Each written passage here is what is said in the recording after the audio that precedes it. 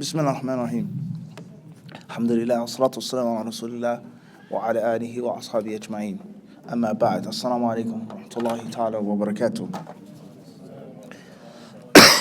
Unfortunately, I wasn't here earlier, and I missed out on the talks that were given by the brothers. May Allah Azza wa Jalla accept it from them and reward them well on an important topic that we can never ever become tired of and we can never fully cover. And we all know what Ibn al-Qayyim rahimahullah ta'ala said in Al-Jawab al-Kafi, speaking on the concept of love and the concept of dua and the concept of the foundation of the problem of sinning, and on the foundation of the cure and of the answer, the solution of those sins being connected to other than Allah subhanahu wa ta'ala. We all know Ibn al-Qayyim's book, like many books that he wrote, and many books that his teacher, Shaykh al-Islam Ibn Taymiyyah, wrote, were nothing more than answers. It was actually an answer. You just imagine it's now in the caliber of a scholar, in which is a classic work that becomes timeless and is an answer to a question. 400 pages, 300 pages, 500 pages, let alone volumes that's only based off of a question that was posed to him. So we understand that that's what his book was. The spiritual cure, or the cure in the disease, ad-da' wa dawa, al-jawab al-kafi, was nothing more than a question that was posed to him. So in the book, al-muhim, we don't wish to give a talk on the book.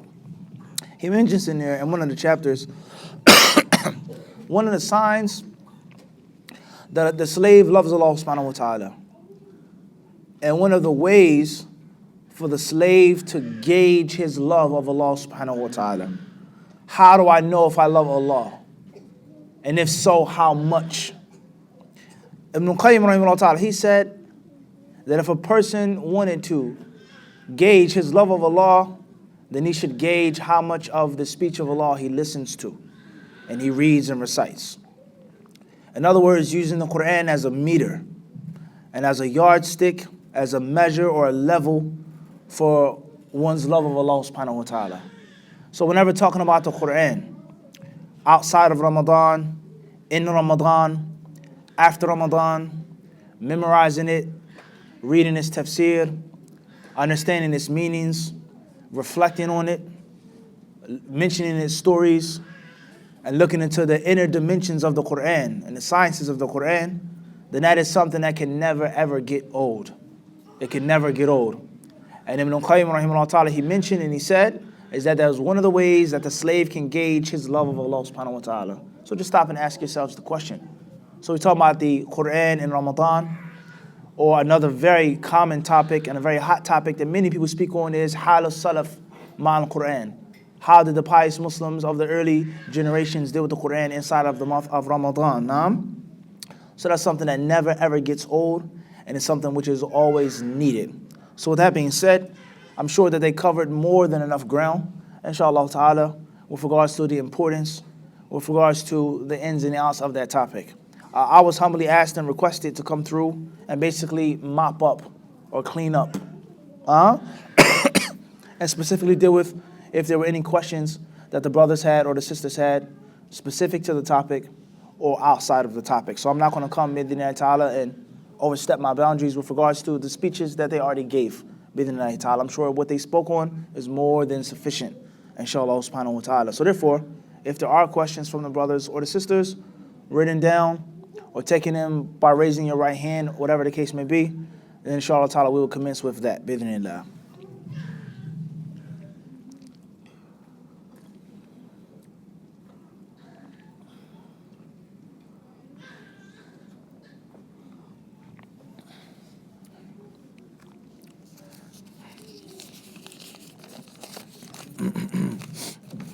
First question says, if one travels every day for work, i.e. Monday through Friday, what is better for them to do during Ramadan? Or an obligatory fast to fast or break their fast? The people of knowledge, they say that it is permissible for a Muslim to have a job, to have a means of making a living, which necessitates for him to travel. As long as, of course, the job is permissible.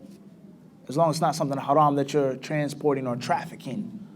Tayyib, in which you're traveling from one place to another for haram means. As long as it's halal, it's permissible, then it's nothing wrong with having a job which makes you travel, even in the month of Ramadan. And when it comes to the month of Ramadan, just like any other traveler, you have the option. Keep your fast, get the reward, be patient, or if you want, you can break your fast. And when you're finished traveling after the month of Ramadan, whatever time you have, you make it up. Short days, cold days, long nights, etc. What's important is there's nothing wrong with that. As far as what is the ruling on keeping the fast, what is best?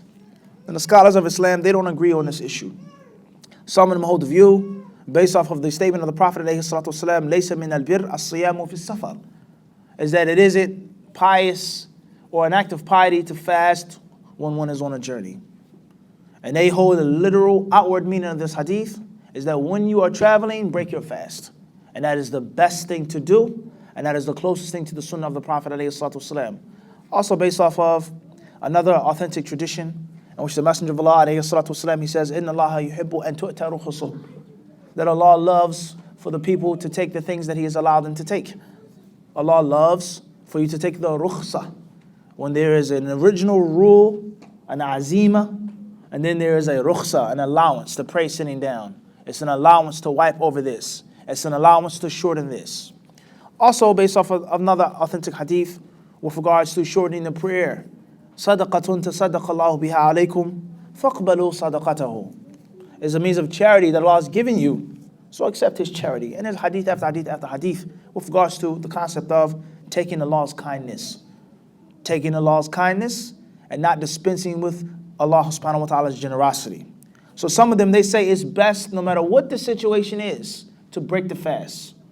As far as the prayer, then that's a different discussion. That's a different discussion. And there are others who say, rather, it's best to keep the fast. Keep the fast. As long as it isn't a difficulty or a hardship. As long as you can maintain your mandatory duties while traveling. You're driving a truck, you're driving a train, you're on an airplane, you have something to do, you have somewhere to go. Let's make an example of this. I travel from one state to another to do a khutbah. And the people, they're expecting me to do a khutbah. And they're expecting me to do a good khutbah, a spellbinding khutbah. People here are special guest khatib. And they're paying for the expenses of the trip. Whatever is needed, whatever is wanted or expected, the masjid is going to cover it. Because you're our guest khatib. And this is the funding or the wealth of the Muslims for your expenses, for your honorarium, etc. Your hotel, your stay, etc. So I come to the masjid and I say, alhamdulillah, I kept my fast. And it's hot. My head is a little, I got a migraine. I'm a little short of breath. My mouth is really dry and pasty. I'm really hungry. I'm low on energy. I'm really not in a good mood. I'm not in an energized mood. I'm not focused. And I go up on the minbar and I give a mediocre khutbah. And I cut it really short. The people will be very disappointed. And they'll also say, or at least they'll feel, you're not just next door. You came from a whole nother state. You traveled. People are expecting to listen to you, to benefit from you, from enjoying your speech. It would only make sense for you to eat breakfast, have your tea, have whatever you want to eat, and be nice and fresh, and be, strong and deliver your amana. So if it's an issue of my obligatory amana being fulfilled or not, then take the rukhsa and break the fast. But they say if you don't have that obligatory amana, or it isn't a problem, you have the strength, then they say keep the fast. And that's because the fast is the default, that's the asl. And the asl is this fast with the Muslims. It's easier, it's simpler. Why make up days if you don't have to make up days? And why not get a double reward, a greater reward by keeping your fast and not having to worry about any responsibilities? And they base this off of many proofs. That the reasoning is a dalil. That's a dalil. Okay, when we say that the text and the aql and the naql, it doesn't mean that aql has no place in Islam. That's extremism. The mind and thinking and reasoning and using logic has a fundamental place in the deen of al-Islam. To use your mind and to reason things. But reasoning doesn't come before the text, nor is the reasoning to clash with the text. As Shaykh al-Islam ibn Taymiyyah rahimahullah would say, in others, al-ijtihadu fi nas la ma'an nas. Al-ijtihadu fi nas la ma'an nas. They would say, work hard to understand the text and to harmonize the text and to deal with them properly, and don't work hard with the text. My brain, my thought, my opinion, and the hadith. No. But it doesn't mean when we hear these statements, Ahlul Sunnah wal Jama'ah, the Mu'tazila, this person, he was a person of the mind, he was Ahlul Kalam. That doesn't push us to the extremism in which we become desensitized and our minds are blunt. No. Common sense has a staple part in the deen, in all aspects of the deen, especially in fiqh. So they say, dalilun nadhari, dalilun min an-nadhar. Tayyib? So they base this off of what we just mentioned, and also the fact that the Prophet ﷺ would keep his fast when he traveled. They would say no one kept this fast except for the Rasulullah ﷺ, and it was extremely hot. All of the Sahaba would take the permission except for the Messenger of Allah, so that's best. And others, they give detail. What's important is that you have the option. You have the option. Do what's easier for you, what's best for you. My personal opinion is, if it's in a manner that you have to fulfill and you can't take off, break your fast. It doesn't make sense for you to be extremely tired and weak driving a truck, 18-wheeler, operating some type of machinery, going somewhere, and you're not 100%. We all know the effect of food and the power of food and the energy upon the body. As Abdullah bin Mas'ud radiallahu ta'ala anhu is narrated that he said, as if he said, I don't make too much voluntary fasts. And one narration may say, I dislike voluntary fasting. Not mean that he disliked fasting, but the concept of doing it extra, he says, because it weakens me from the Quran. It weakens me from the Quran. Your energy isn't the same. Everybody understand this? And obviously, when there's something that's optional, you have to prioritize. There's optional things to do. This is an optional sunnah, and that's an optional sunnah. 4 or 5 things on the table. So therefore, I'm going to pick optional sadaqah. I can't stay up at night and pray and do this and all these other things after work in the morning, but I'm going to help out with my money. You have to prioritize based off of your lifestyle. And another one, he says, I have some debts, I have some responsibilities, I'm barely getting by, check to check. I'm going to help out by doing this extra deed or doing that extra. You have to prioritize when it comes to recommended acts. Obligatory acts is a different story. You don't have an option. Everybody clear this or not? So you have to prioritize, and it doesn't make any sense with the example of the khutbah for you to have a manner to travel and not take the permission and the allowance and be too weak to fulfill that. So Allah knows best. That's the answer that I would like to give, and Allah subhanahu wa ta'ala surely knows best. Next question says, QM from Philadelphia, PA. And for future references, brothers and sisters, mentioning your initials and your city and your state or your town and your country, that's only the Hadith Disciple style on the live stream. You don't have to do it any other time. Many people, they send questions, they send emails, and they put the initial. That's only for the live stream, And there is a wisdom behind that. But alhamdulillah, it's good to see that the brothers are, adhering to that. That's only when it's the live stream, Any other time, you don't have to do that. It says here, excuse me, are there any texts to support the existence of dinosaurs and other creatures or creations like this?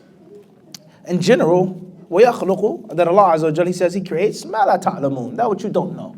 Allah creates that which you don't know.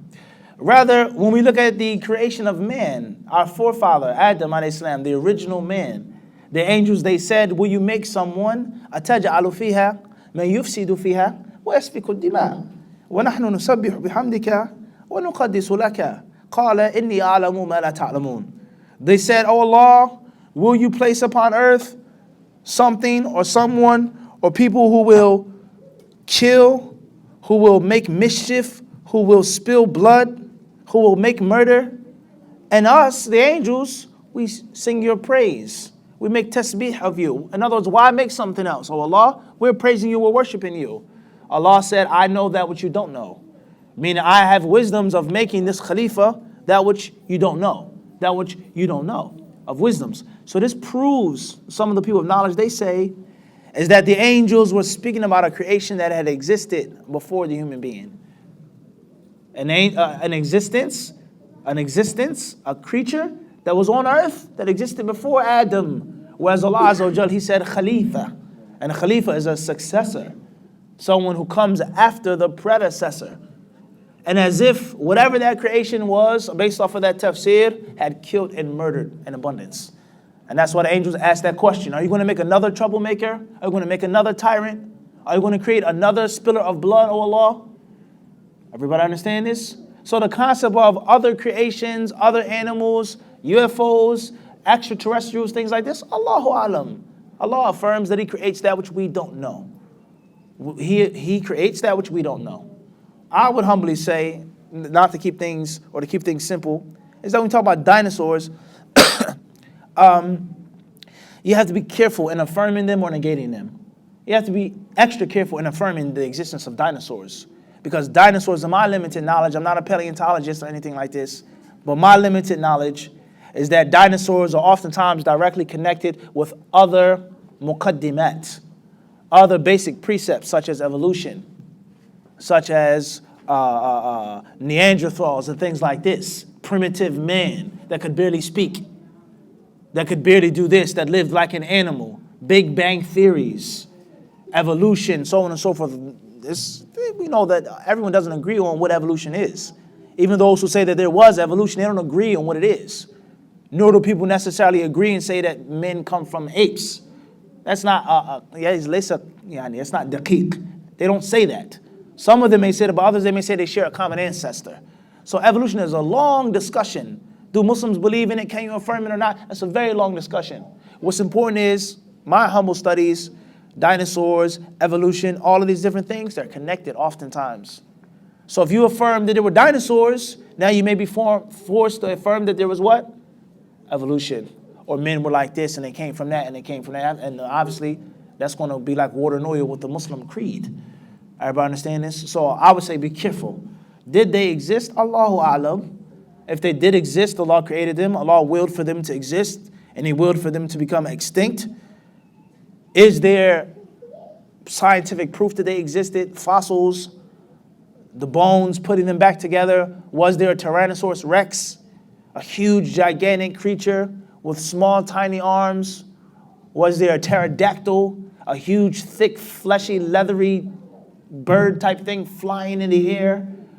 In light of modern birds. Birds have the thinnest bones that you'll find, the lightest bodies that you find, and the heavier the bird, the less flying that it does, such as a turkey. The more meaty and fleshy the bird is, the less it flies. So does that go with science? Is there actual hardcore proof to say that there are dinosaurs that existed and roamed the earth and they looked like this and they had this type of body and this short body and this? That's something that you have to figure out yourself. But it's definitely food for thought. What's important is it's not nothing that's going to change any point of aqeedah of the Muslim. Allah Azza wa Jalla is al-Khalaq al-Alim. He is the creator and He is the one who knows everything. Al-Bari al-Musawwir. The original creator. The one who founded the creation from nothing. Subhanahu wa ta'ala. Whether there were dinosaurs or not, Allah created everything according to what we believe. Khalas. It's not something that's going to be crucial with regards to your faith. And if someone asked me, was a non-Muslim, what is the Islamic stance on dinosaurs? That's what I would tell them. If they ask me my personal opinion on dinosaurs, I may tell them something totally different. And Allah Azza wa Jalla surely knows best. Fadal. My first question is just for you to give us advice regarding on how to achieve the best of Ramadan. Then the second one is about in this our community we have. Waking up fast and eating iftar. Most of the food here, maybe they have a grill, they cook pork, they do all these things. How can we adapt and how can we cope in the month of Ramadan? Clear. Sometimes we don't cook at home, we have to work outside. So how best can we achieve that? Crystal clear. Question is, with regards to, it's a double question, double-edged question. First is, what advice can you give us to achieve the best in Ramadan? To maximize the benefit in Ramadan. Number two, with regards to living in a non-Muslim country, in many restaurants, cooking the flesh of swine, cooking the pig, grilling pig, things like this, pork, alcohol, etc. We have to get food from iftar, eating from these restaurants. What can we do? How can we cope with the situation? As far as getting the best from the month of Ramadan, then I would say, despite all of the many lectures that have been given on the topic, to summarize some of the most important points, the first is to realize that Ramadan is a gift. It's a gift. It's something that you don't necessarily deserve. Or it's something that you don't necessarily, Allah doesn't owe it to you. It isn't something that you earn or something that you make from what you deserve. It's something that's handed to you. So be mindful of that. And what would your stance be if a very wealthy, generous man who's extremely busy with hundreds and hundreds of friends and associates chose to give you a personal gift? What would your stance be? This is not someone that's going to give you a cheap gift, a mediocre gift. It's not someone that needs you to be their friend. It's someone who has a list of electronic Rolodex of friends and associates that he could have given that gift to, and he chose to give it to you. What would your stance be? Would you be, oh, okay, thanks a lot, and put it on the shelf, or would you cherish it? Would you know that there's something really special in this box or this bag coming from him? Just think about that. This is with regards to human beings among human beings. And Allah Azza wa Jalla, there's no comparison between him and the human beings. But the concept of the gift, Allah has given us a gift in which we can earn so much, we can benefit so much by doing minimum deeds and minimum action. That's something that we have to ponder on. Ramadan shouldn't just come as a normal time. It shouldn't just come as normal schedule. It should come with the realization that it is a gift. Accept the gift, cherish the gift, and value the gift. Afterwards, I would say another very important piece of practical advice is to realize that you can't do everything. The people that can do everything, that can be here, there, and so many things are very few. And they're very blessed people, such as Abu Bakr as-Siddiq radiallahu anhu, who fasted, who visited a sick person, who fed the orphans, who followed a janazah, who. Abu Bakr said, it was me. I did it, O Messenger of Allah. How many other Sahaba could do that and keep up that stamina? So the people that can do so many different things are few. So you have to once more prioritize, and you have to look at your lifestyle and what's practical for you. It's best to make one goal and achieve it and lock it down instead of making 5 or 6 goals and achieve none of them. It's much better. One of my teachers, he would tell me in Medina, he says it's best for you to read one book 5 times than read 5 different books. It's better for you. So be practical and be a realist. What fits your schedule? You doing this, I'm going to pray all night. I'm going to read the Quran 5 juz a day. I'm going to do this. I'm going to go here. I'm going to do this and work and all that. That may not be necessarily practical for you and your lifestyle and the situation in which you're in. But I can lock this there. I can pinpoint on that. I can spearhead this and make it a practical goal. And be the next out of next Ramadan, you make another practical goal. So take small baby steps. And the people of knowledge, they say small baby steps that are real and practical, they lead to high aspirations and high leaps, and it stifles the whispers of shaitan. Sheikh Bakr Abu Zayd, rahimahullah, in his book, Hilyat Talib al-Ilm, he mentioned this with regards to learning and memorizing, and that you should take practical goals that are easily achieved, in which you build up your stamina, and you build up your confidence, but you make real big, great, grand goals that you may be able to keep up with in the beginning. But then you start to fall off, your stamina dies, and then the shaitan comes and he whispers to you, and he says, you're not going to do it. You're going to stop. You're going to quit. You're going to make an excuse. You're going to open up the book. You're going to put it down, so on and so forth. And once the shaitan is playing with you and in your head like that, forget about it. So that's very important advice, huh? Thirdly, I would say, even though there isn't that much time left before the commencement of the month, is that you should try to save up as much money as you possibly can. And work as many extra days and extra hours or hustle, whatever you do, as much as you can to take off more time in Ramadan and have more money for sadaqah, to have more money for iftar, to have more money to support the suhoor or whatever you want to do. Money is crucial in Islam. Crucial. So the concept of you have to work like a dog, you have to do all of these hard, crazy hours, that's not necessarily going to go too well with your Ramadan if you're trying to do a really spiritual retreat with yourself. So save money, do extra before the month of Ramadan. The last piece of advice perhaps that I would mention with regards to achieving the best from the month of Ramadan is, I would say just look at your bad habits. and look at your sins, look at your shortcomings, and find the ugliest from among them and the worst from among them, and try to focus your energy on just weakening that bad habit, and if you can, knocking it out before the month of Ramadan. You got 30 days, you got 29 days. The first week I'm going to do this. The second week is going to be an intense level. And the last week, the final week or the fourth week, whatever the case may be, it's going to be total cold turkey. Try to practically knock out at least one major sin, bad habit. That's what I mean by major sin. It doesn't have to be a major sin. Meaning something that you know is really bad for yourself. And try to knock that out, with regards to advice which is practical, and realistic. And Allah knows best. As far as eating foods, the flesh of swine, going to a restaurant in which they cook pork and things like this, then I would say, Yaqi, there are two levels that you have to always keep in mind. Two levels. The first level is what's halal, and the second level is what is advisable. So it may not be haram for me to eat at this restaurant. It's permissible, but is it the best thing to do? There are two different levels here. We have things which are clearly haram, and then things which aren't haram, but it's not necessarily the best thing to do. So ask yourself the question, what type of restaurant is it? Is it a restaurant in which the chicken is mixed with the flesh of the swine on the same grill, in the same pot, the same fryer? Or is it different? Is it a place which is welcoming and respectful to Muslims, or a place in which you're a normal customer, or they may not like Muslims? Is it a place in which you have to go to because you're traveling, it's the only restaurant and you're hungry?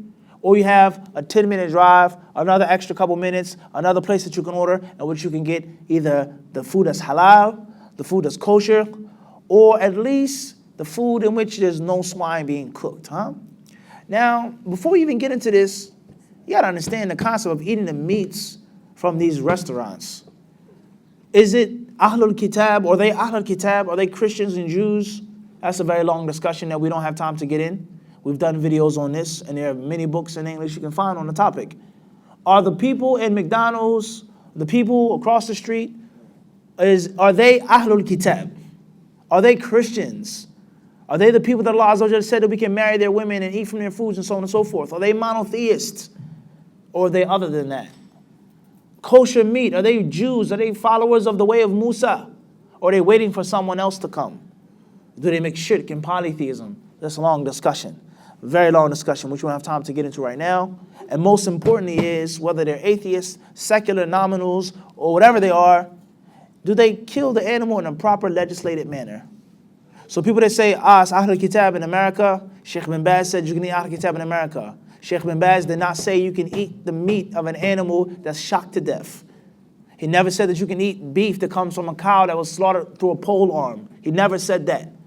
He never said that you can eat chicken nuggets that come from chickens that are dropped in freezing cold water. He never said that. So even if they are Jews and if they are Christians, how do they slaughter their animals? If there's a Muslim who says, La ilaha illallah Muhammad Rasulullah, and he hits the animal upside the head, or he chokes it, or he does something to it and he hangs and hoists the cow up, and it takes 7 minutes for the 400 or 600 or 700 pound cow to be hoisted and cut.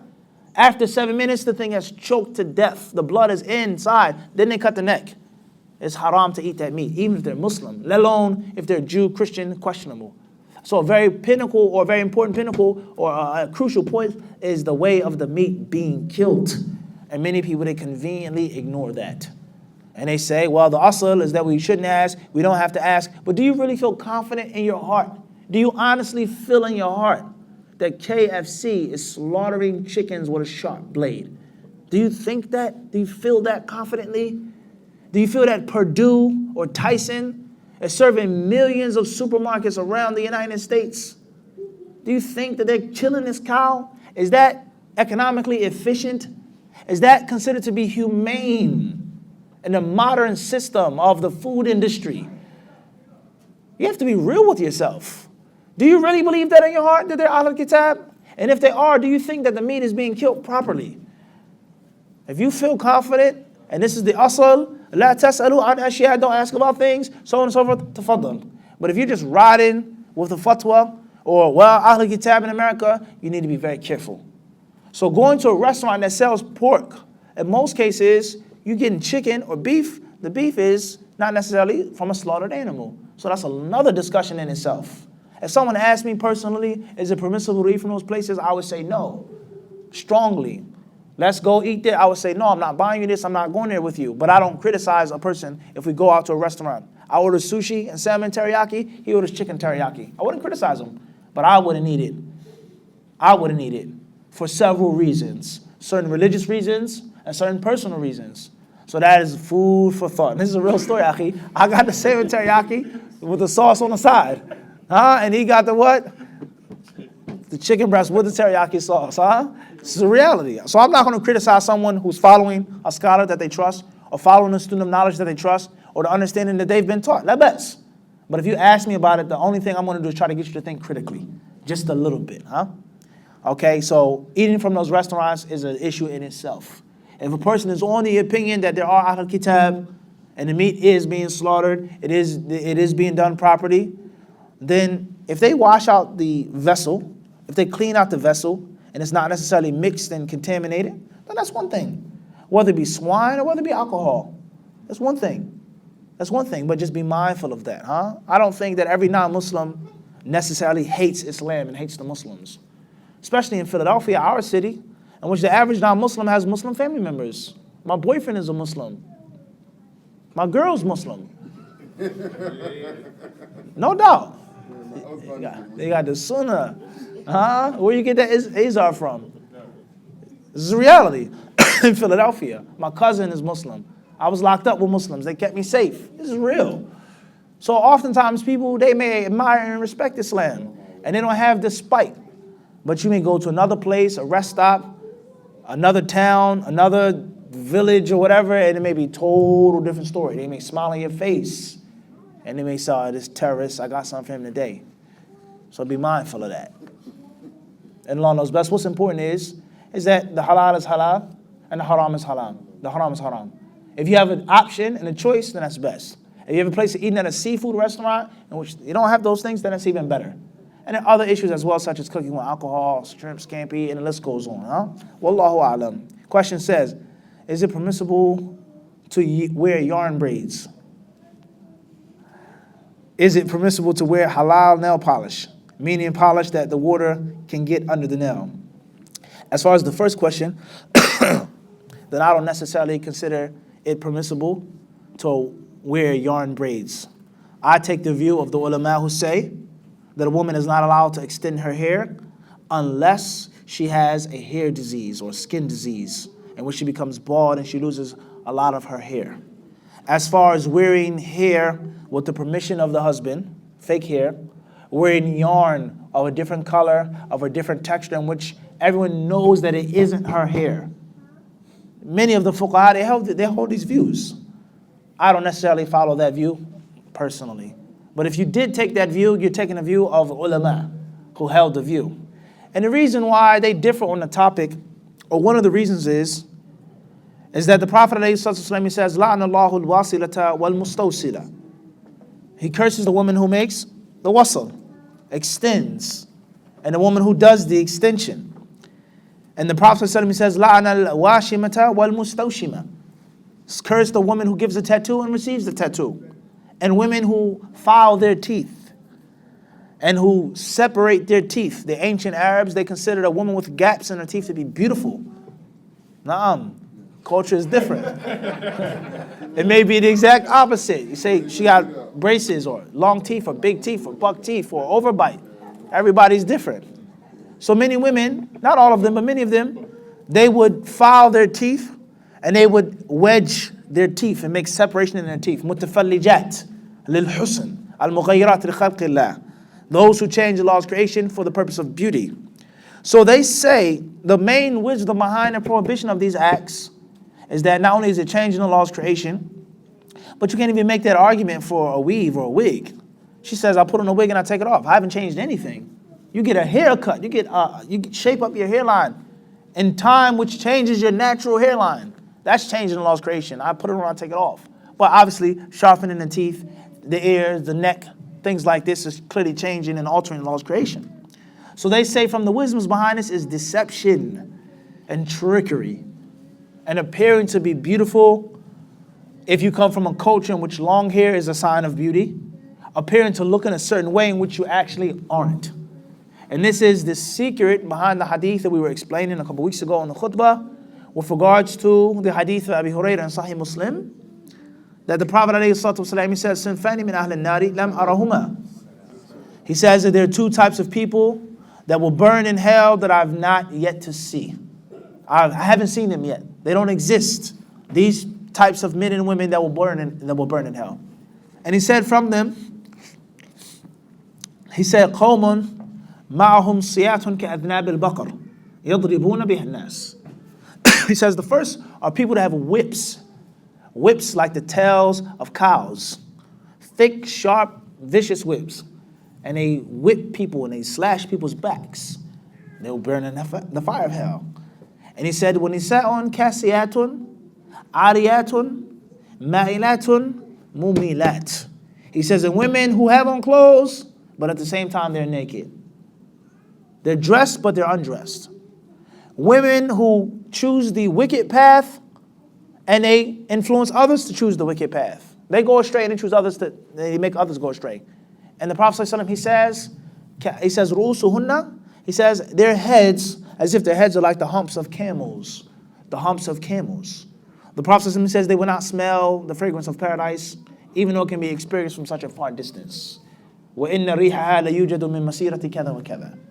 The scholars of Islam, they say this hadith means, in contrast to popular belief and popular misunderstanding, it doesn't mean that a woman just necessarily can't have something on her head, as many people think. You can't have your hair on your head. It's haram. You can't have a hair donut or a hair bun or your ponytail or whatever. No, it's haram. It doesn't necessarily mean that. The meaning of this hadith is speaking about prostitute women, scarlet women, that did certain things to bring extra attention to their clients. The shoes that they wore, the hair that they put on their heads, the camels, the dressings to make their heads stump up and look higher and to bring attention to them. That's the wisdom behind this hadith. For them to look taller than what they actually aren't. High heel shoes in the fashion industry. Short women are unattractive, have short legs. The space between their hip bones and between their ribs and the flank of their body is too small. She has to be taller, long legs, longer, stretched out body. That's beauty. So therefore, not only do you have to be of a certain height, but you have to have a certain weight, and you have to have on high heel shoes to make yourself look taller, to make yourself walk in a certain way, to bring attention to your walk, etc. And that's deception and that's trickery. A woman is not this height. She doesn't have this type of hair. You don't have this skin complexion. You don't have this type of nails. So it's haram in Islam. But they say if a woman is married and if she has a husband and her husband knows that it's not her original hair, some of them say there's nothing wrong with her having these things, with a wig or a weave. I know what your hair look like. I know how long it is, how short it is. I know what color it is. So you can wear purple, green, whatever you want. This is just entertainment. Huh? This is reality. This is just beautification for who? Only me. Only my eyes. You go outside, the hijab, the abaya. No one can see your true hair. So they say, some of them, they say, there's nothing wrong with that. Just like the concept of dyeing your hair black. Some of them, they say it's permissible for a woman to dye her hair black for her husband. Dyeing it outside for men to think that she's younger? No. And the same applies to the issue of yarn. They say that it's not real hair and no one thinks that it's her actual hair.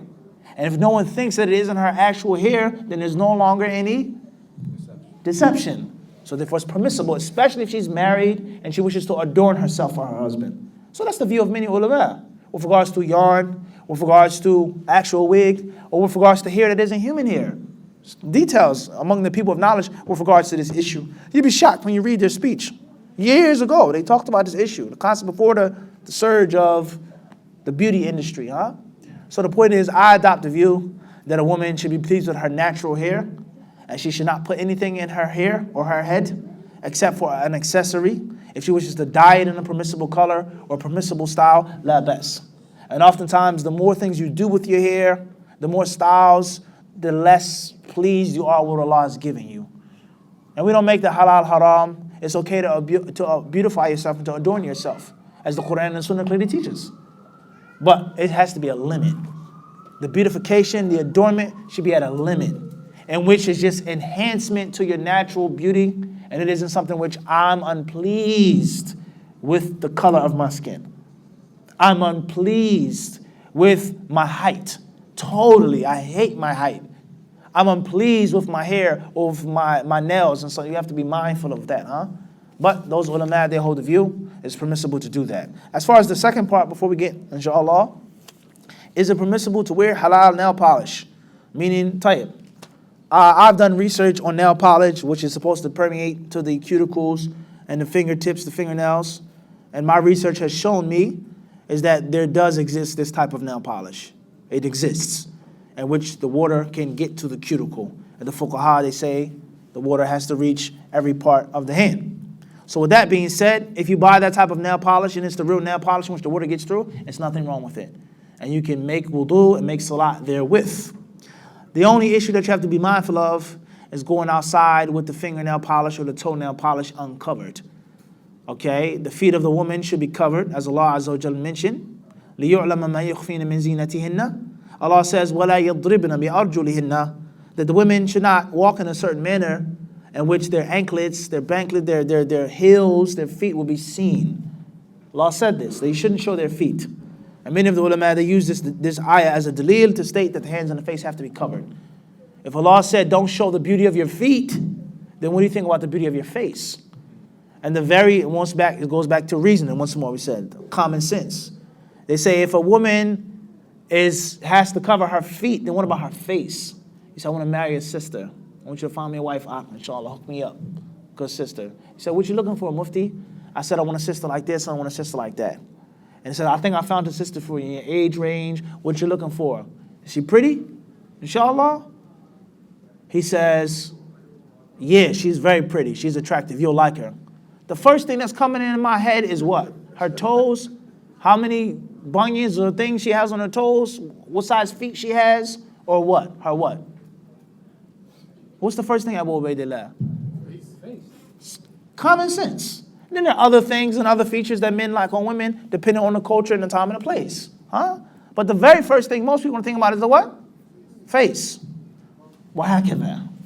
So they say that the feet have to be covered. So if the feet are covered, you're not allowed to go outside wearing sandals. You're not allowed to go outside with your toenails painted because that's additional zina. And the same applies to your hands.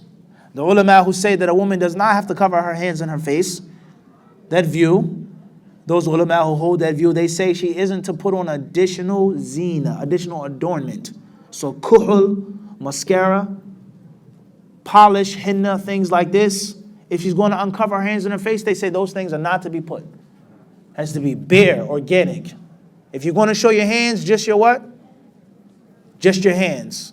Makeup, this, that, lip gloss, eyeliner, these things, they say they cannot be on the face if the face is going to be uncovered.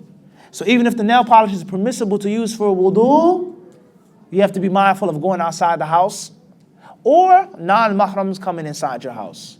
And I only mention that as a faida, you shot, because many people, they have a misunderstanding, maybe not necessarily in America, but especially overseas and Muslim countries, is that if a woman is in her house, she doesn't have to wear hijab, and it's only for outside. That's incorrect. As Al-Hafidh bin Hajar rahimahullah has explained, and that a woman is to cover herself from a non-mahram in the house or outside of the house. Someone comes in your house who's your non-mahram, you're not allowed to just put on anything. Let me meet the plumber or the Maytag man, just wearing a scarf and some pants. No, he's a non-mahram. It's no different you walking outside or someone moving a sofa or a couch into your house. Everybody understand this? This is a very important faida. So if you're going to wear the nail polish and the toenail polish that is wudu compliant, la bas, as long as it isn't worn in an improper way and in front of the improper person. Fadl ya akhi. Okay. About getting their hair dyed, is certain colors that they only can get their hair dyed? With regards to a woman getting her hair dyed in certain colors, I would say is that all colors are permissible except for black, jet black. No. Even though there's khilaf on that, and many ulama hold the view that a woman can wear black dye, just like a man can wear black dye, especially if a woman is married or if it's at the time of jihad fi sabilillah. But I hold the view of those ulama that hair dye should never be black. The first book we translated. You still got your copy? It was way back when. Tayyib. So the concept is that wearing black dye, there are hadiths that prohibit it. As far as purple or green or yellow or blonde or whatever is your style, la bas. With the condition that it isn't something specific to devil worshippers, or imitating and trying to be like the wicked kuffar, But the asal is that you can dye any color that you like, and Allah knows best. Says if a woman has an irregular menstrual cycle and bleeds for over a week, can a woman fast on the days that's considered irregular? The scholars of Islam, they say that when a woman has an irregular menstrual cycle, she is to be considered as a normal woman, with all of the rulings of a normal woman. She's bleeding irregularly. It isn't the normal menstruation. During those days in which the blood is irregular, then as if she's a normal woman that has no blood flow whatsoever. Salah, fasting, vaginal sexual intercourse, i'tikaf, talaq, tawaf, sitting in the masjid, touching the mushaf al-sharif, all of the rulings that pertain to the blood flow of a woman. Everybody understand this? When a woman has natural blood flow, there is a list of what? Rulings that what? Apply. When a woman has natural blood flow, there's what? A list of rulings that now what? Apply. It's like if you work in America, you make income, now you have to do what? It's a rulings now what? Apply to you. You're now responsible for these rulings. Before that, you didn't have to what? Worry about that. So when a woman gets natural blood flow, she's of age. Hijab, making salah, being with a non-mahram, shaking someone's hand, and everything else, So when a woman is having a natural menstruation, divorce is haram. It's bid'ah to divorce her. Many ulama say she can't enter the masjid. Some ulama, they say she cannot touch the mushaf. Some of them say she can't recite it, etc. The rulings. So even though the blood is flowing, but it's irregular blood, it's istihada, it's dam fasad, it's bad blood, quote unquote, they says as if she has no blood whatsoever. So she's sitting in the masjid making itikaf and she's bleeding. Just like a woman who's sitting in the masjid without no blood flow whatsoever. Because it isn't the blood of menstruation. It isn't the blood of what? Menstruation. Everybody understand this? A basic, we don't want to give the lesson, the fiqh dars, is a question, and we normally answer questions really quickly, but this is very important, and many people are confused and lost on these basic issues. Rather, Bell, I want to say it, there's some people who have reached a level of ignorance and lack of shyness in which they warn from classes that are taught about menstruation. And Allah knows best that I'm not exaggerating and I'm not making this up, and if I wanted to, I could mention a brother's name, who you all know, who warned and censured and spoke down against someone who was doing a class talking about the rulings of menstruation. And the brother, with all lack of shyness, he says, our communities are not ready for these things. They're not ready to learn the rulings of menstruation. They're not ready. Okay, no problem. We're not going to get into what he said they are ready for. But when will they be ready, Yahi? When? Do you have any common sense? Are you that lacking of common sense? Rather, one may say the basic rulings of menstruation take precedence over 9 out of 10 classes that you give and that you've given. Salah, marriage, divorce, children, all of those things pertain to menstruation. None of the things that you mention and talk about are even relevant and practical for this woman in Philadelphia, Pennsylvania. But let's not go too far on that. I'm going to use nobody for a dartboard, Inshallah. What's important is that once a woman has natural blood flow, there's a list of rulings that apply to her. And when she has irregular blood flow, those list of rulings don't necessarily apply. So she's as if she's nothing wrong with her. It's irregular blood flow, fast, suhoor, iftar, as if nothing is different. As if nothing is what? Different. Last but not least is, just because a woman has blood flow for more than a week, it doesn't mean that it's irregular. And the scholars of Islam, they have details, or they differ on what is the maximum or minimum amount of menstruation. And they don't necessarily say 7 days. Many of them say 15 days. Well, that's a fiqh discussion in a class in itself. And Allah knows best. Fadl. 2 questions. One question related to a brother that's being oppressed by child support. Does he fall into one of the categories of zakat, being bailed out from a hardship debt? Second question, what is the position from an Islamic perspective related to stock? Type. Before we go forward, is this a reverse camera? The mirror effect or what? Huh? Type. That was my right hand I just drunk with, huh? Or drank with. That's a disclaimer. Type. Subhanallah. What would they say if they read the statements of the ulama? Most of them who say that it's not haram to drink with the left hand. I ain't get that hadith. Tayyib. Allah Mustaan.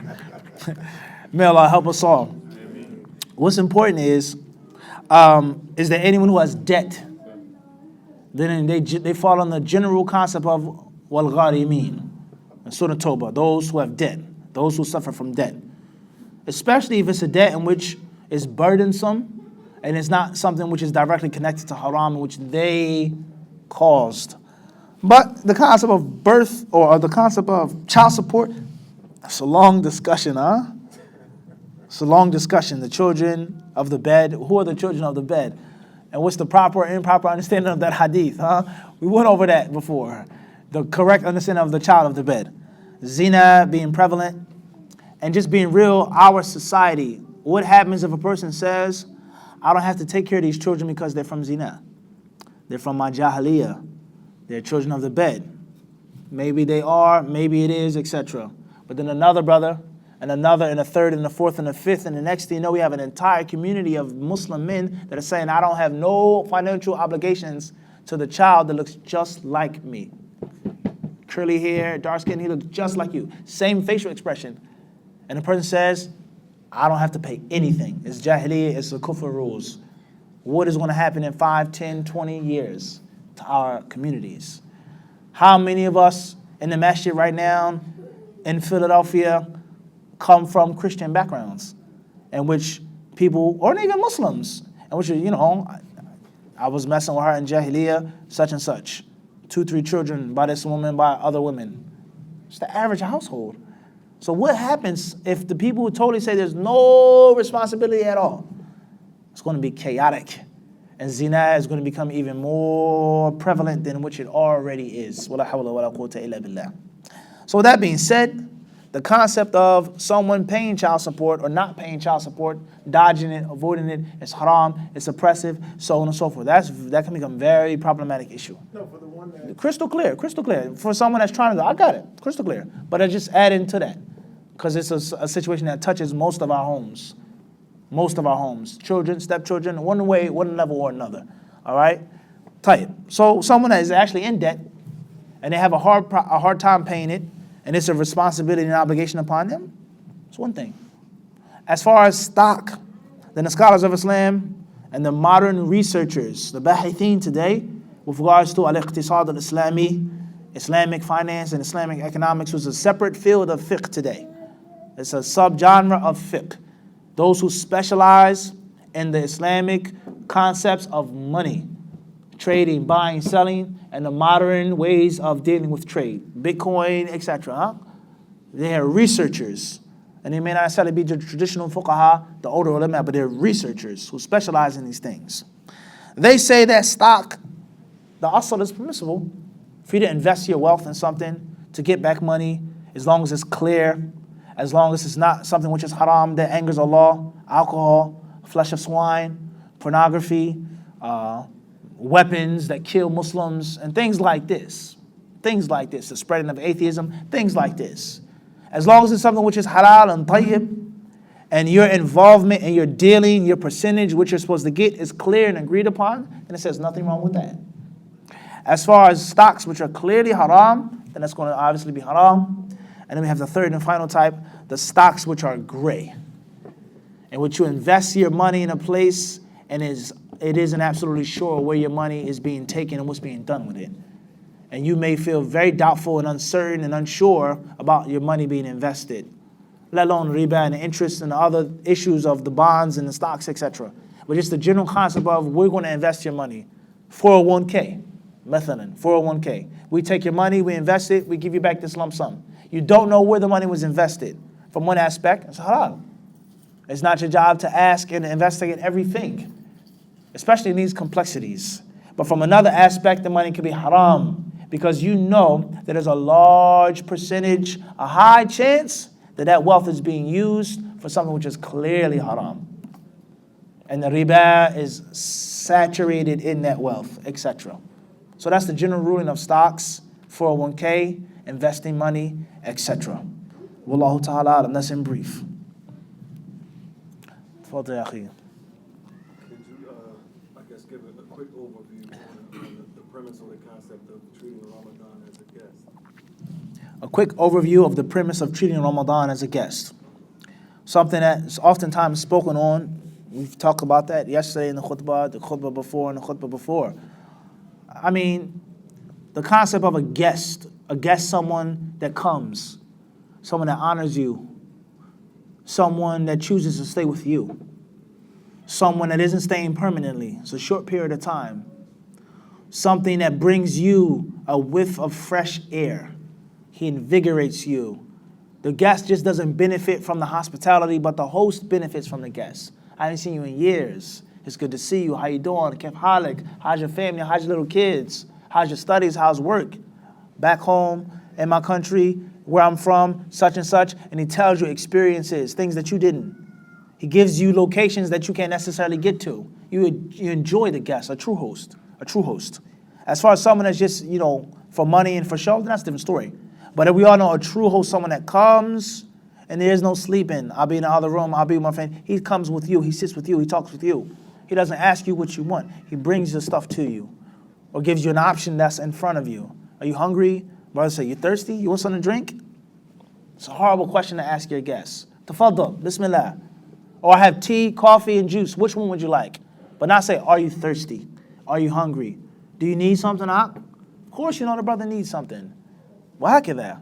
So a guest is someone that benefits the host, and the host also benefits the guest, vice versa. And most importantly is the concept of someone that you are responsible for looking after. And there are many, many issues with regards to a guest and hospitality in Islam. So that's how you should look at Ramadan. Ramadan isn't the other months. It isn't something that's going to keep staying around. There's no guarantee that you'll see another Ramadan. How many brothers aren't with us right now as we speak? We made janazah over. Many of the Salaf al-Salih, as Ibn Rajab mentioned in Lata'if al-Ma'arif, the book, alhamdulillah, that Abu Sajid gave me tonight. That copy, I don't have that copy. I have other copies, but not the one he has. He gave me as a gift. Alhamdulillah. The concept of, he said many of the pious predecessors, they will be constantly engaged all 12 months out of the year with 2 du'as.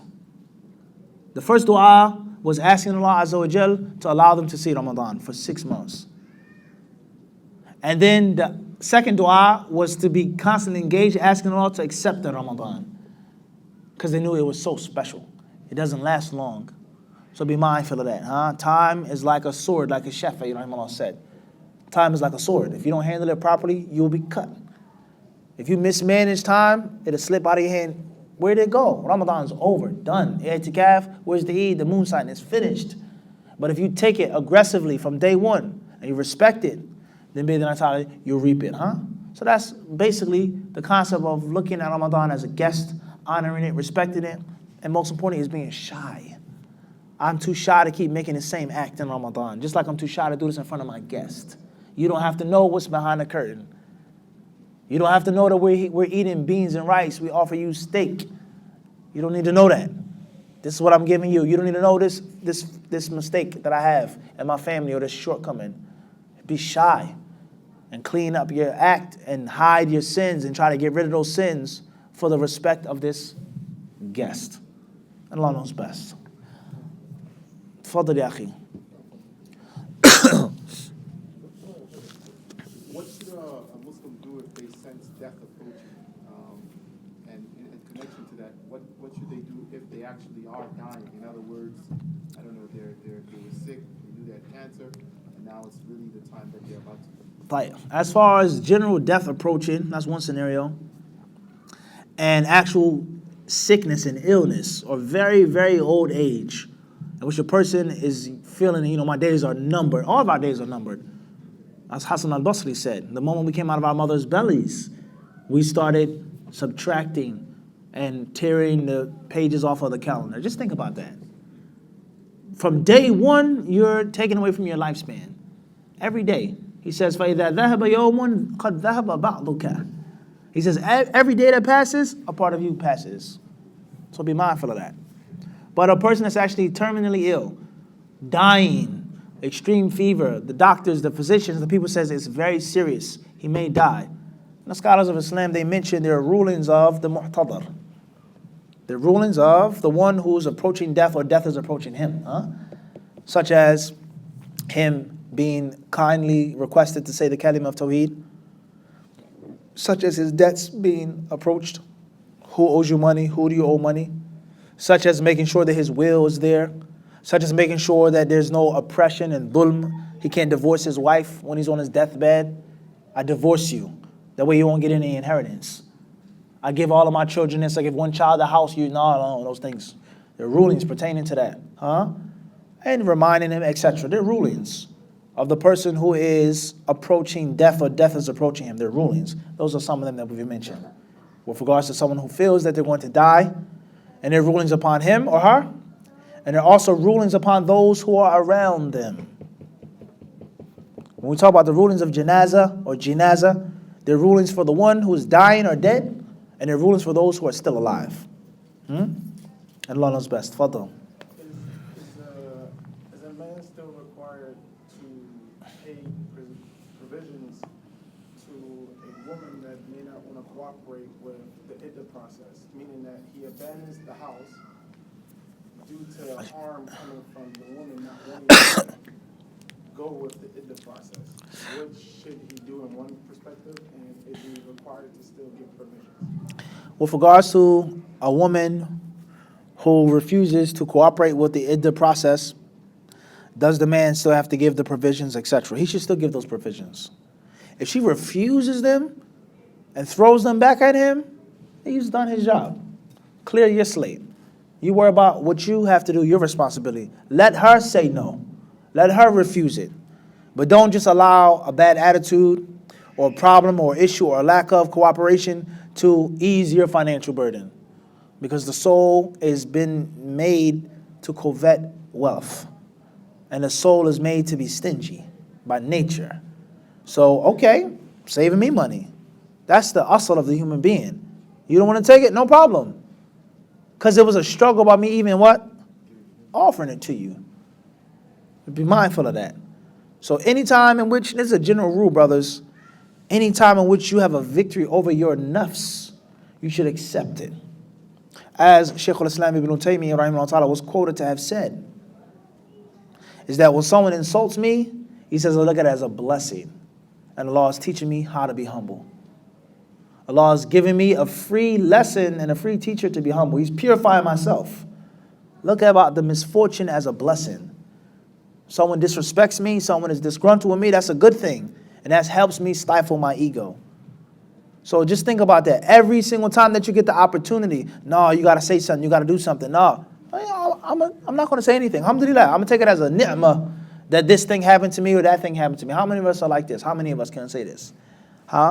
So anytime you have the ability to give money, we have a responsibility to give money, and someone is refusing, you should try to push it. Because that's helping you purify and purge your nafs from that natural stinginess. And not to look for the quick, easy excuse, he didn't want it. She didn't want it. I called her one time, I left her a message. If it was money that she owed you, how many times would you call? You understand? But something I owe somebody else, I called them once. You really didn't want to call her and speak to that person. You know when you're trying to hunt somebody down, it's a huge difference. So you still offer the money. The iddah period, the whole entire concept of the 3 menstrual cycles or the 3 pure cycles, 3 months roughly, etc. It's a process and a system. And oftentimes the system is unapplicable in many of our lifestyles because it's the woman's house. It's her house from the get-go. It's her apartment from the get-go. You're the outsider. She pays the bills, this, that. Or she goes back to her parents' house. Or she says, I don't need you, I'm independent. Life is very different. How we live and the organic sunnah rulings is very different. Our lifestyles are very different, We have to be mindful of that and try our best. Wallahu alam. Tafadal ya akhi. Is it permissible for one with debts such as hospital bills, car payments? Is what permissible for them? Is it permissible for them to perform Hajj? Clear. Tayyib. With regards to performing Hajj with debts, then debts are going to be of 2 types or 3 types. The first type is a personal debt, which is pressing, pending. You know you owe me money. I don't care about your comfort just give me mines as soon as you can. Give me my money. And then there's another type of personal debt, which isn't pressing, quote unquote. The brother says, when you get it, inshallah, you give it back to me. I'm not rich, but I'm not going to die. I have my things, inshallah, you take care of yourself, but, please don't forget me. Don't disrespect me. Once a month, every 3 months, you give me 1,000, 500, or whatever, however the amount is. You chip off the debt. Not best. You want to travel, you want to buy your kids something, that's fine. I'm not pressing you to give me every dime and nickel every single week. And the third type of debt is the debt that most of us have when we talk about in a car. And that is the debt of the modern lifestyle. You're always in debt. Right now we're in debt because the electricity is what? Is on. Something is blowing. Water. There's always a bill. You pay one bill, then a what? Another one comes. There's a phone bill. There's insurance, car insurance, this type of insurance. Things that you always have to pay. So in our modern lifestyle, we're always technically what? In debt. Right or wrong? On one level or another. But the third type of debt here with the bills isn't the what? Those 2. And the second type isn't the first type. So the first type, don't make Hajj unless the person gives you explicit permission. Don't go out and fight voluntary jihad fi sabilillah unless the person gives you explicit permission. Don't go out and seek voluntary knowledge until that person gives you what? Explicit permission. As far as the second type, you should also get permission from them unless it's a general understanding. It's not a big deal. The brother says, what you calling me for? You good? I'll just, inshallah, give it to me. Come. No problem. The third type is as if the type doesn't even exist. We're always in debt. There's always a bill that's being ran up. Always. And that's the concept of the modern day 2018 slavery in which we live, in which most of us are slaves of modern system of money. Unfortunately, on one scale or another. You go to school for 10, 15 years, doctors, 20 years. They graduate, or 10 years it takes them, however long. Some of them, brother told me the other day in New York City, he says it takes 20 years just to pay off my medical education. 20 years after graduation, becoming a doctor just to pay off debt. That's not counting a house, this, that. 20 years just to pay off that. How long are you going to live?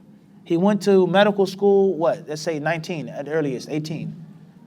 Took him how long to graduate? 10 years. So now this doctor is 28. Now he has to get a job, right? Let's say he gets a job quickly. So he's not going to be done based off of what he said, paying off of those expenses until he's 48 years old. Half of his life, a third of his life, 2/3 of his life is what? Gone, and he's still a slave. That's not counting house, car, getting married, sending his kids to school. That's not counting none of those other things. Personal debts, that's just for medical. He's a slave.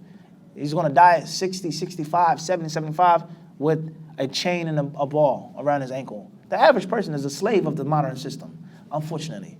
The world that we have created of the modern finance. We don't want to talk too deep about that. Hopefully the answer is clear, inshallah. Inshallah, Allah knows best. Bidna ta'ala, we'll stop here, brothers. Jazakumullahu khairan for your time and for your respect. May Allah subhanahu wa ta'ala give you the benefit and give you the reward. Allahumma ameen. We thank all of the participants and the attendees here at the Imam Muslim Family Center. We thank the brothers and sisters who are watching worldwide, local, online. Thank you for watching. And may Allah Azza wa Jalla bless you all. And we ask Allah Azza wa Jalla constantly to bless the center and make the center successful and to make the center a lighthouse on a coast of darkness. Wa sallallahu wa sallam wa barak ala abdihi wa rasulihi nabiyina wa imamina Muhammad.